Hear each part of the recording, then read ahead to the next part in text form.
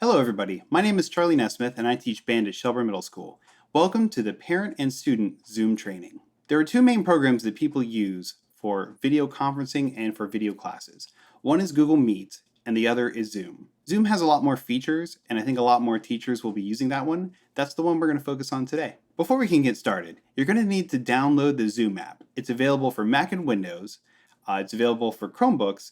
And if you're on a phone or a tablet, it's available for iOS and Android devices.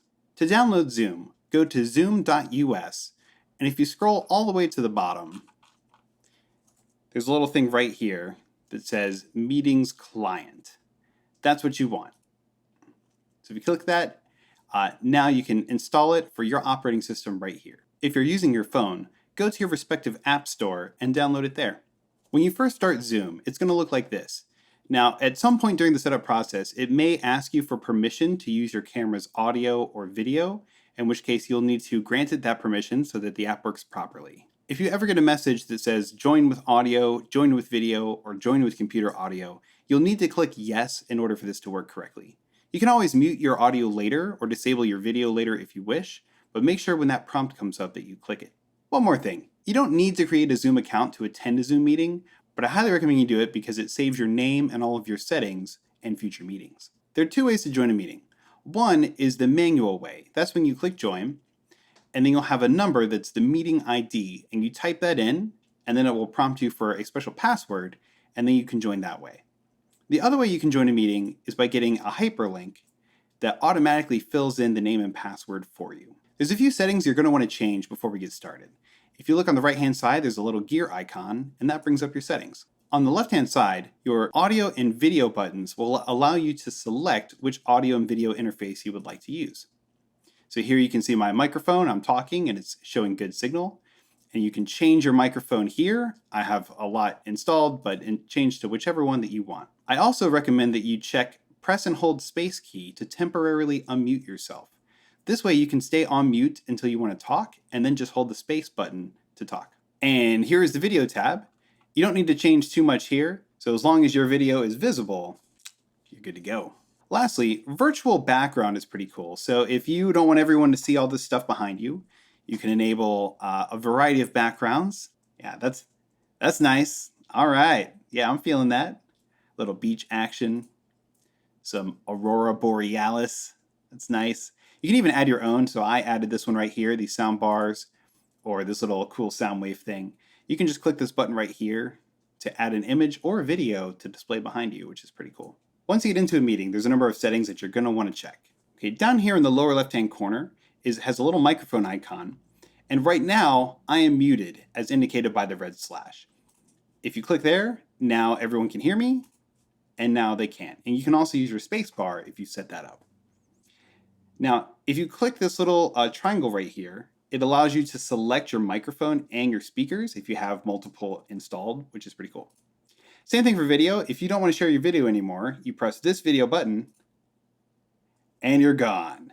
And that's really helpful if you need to step out for a second or if there's something crazy going on behind you, you can just turn off your video. Another reason why that's really important is because if your internet connection isn't very good or your computer isn't super fast, sometimes you'll be trying to speak in a meeting and it'll come out completely garbled or the audio will be really messed up and everyone can't understand you. If that is the case, sometimes if you turn off the video feed but leave your microphone on, it'll clear up the audio so people can at least hear you even if they can't see you. Okay, down here is the participant list. So when I click that, you can see everyone in the meeting right here on the right-hand side. Next to that is the chat list. And here there is text chat that you can type in to people who are in the room. One important thing to note is that this can be seen by everybody. And if your teacher chooses to record the class session, it will also record all of the text chat as well. So be school appropriate. And you can turn these both on at the same time if you want. So here they're both stacked up. You got our participants up here and our chat down here. Now another button you might be using is the share screen button. So if I go down here, share screen, it will allow you to share your screen or share a whiteboard with everybody who's in the chat. Now, the teacher needs to enable sharing screen for you to be able to do this, but sometimes they might want you to show work that you've done.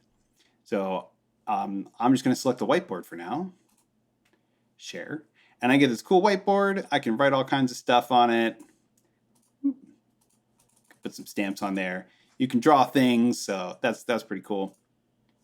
You can also share your actual screen, which would not be helpful for me to click right now because it would be the same thing that you're currently looking at. But that's a really cool way to show your screen to everyone who's in the chat. And the last important button is ending the meeting. So down here in the lower right-hand corner, you have the end button, and that will end the meeting and get you out. All right, let's get a look at what this looks like on a mobile device, just in case your students are connecting with their phone. And if you notice, a lot of the buttons are gone that are on your screen. So in order to get to those, you have to tap the center of the screen. And then all of those same sorts of things show up, including all of these things. But they have to tap the screen in order to get to that. Here's a few additional tips that will help you out. One thing to note is that this year, online learners will be graded and attendance will be counted for those online classes. So with this in mind, you need to make sure that you are on time. In fact, it's really helpful if you can actually join a couple minutes early so you can make sure that all of your settings work and that you're ready to go. Another important thing is to make sure when you're not talking, your mic is muted, because at any point in time, there could be sounds in the background that get broadcast to everybody in the meeting, and then it totally takes over the audio, and it's really hard to hear the instruction that's going on. So make sure your mic is off, or that you've set up pressing spacebar to unmute yourself. Another important thing is to dress appropriately for school. We do not want to see you in your PJs. Okay, make sure that you are dressed in regular school attire for your Zoom sessions. Another thing you're going to want to do is to make sure that you are not watching TV or playing video games during a Zoom class. Whoa! Yeah! Woo! Oh.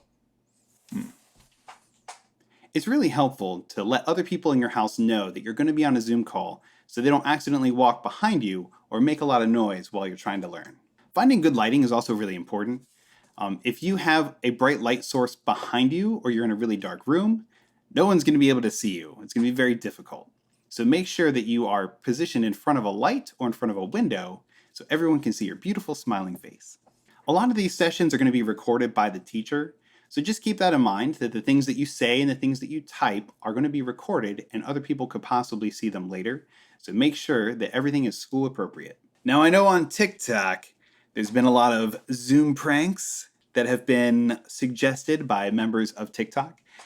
And while some of them are very funny, Wait, are you dancing again? What is up with all this dancing? Since these Zoom classes are now an official part of school and are graded, they are going to be treated with the same disciplinary action as if you were in school. So doing things that will disrupt the learning will be referred to the administration for further action. So don't do it. If you have any questions about Zoom, contact the student's teacher first. And if they don't know the answer, they'll contact the tech staff or they'll contact me, and we'll see if we can get you hooked up. All right, everybody, thanks for joining me today. I hope that we have a really amazing, but weird, probably, but really amazing school year. Can't wait to see you guys soon.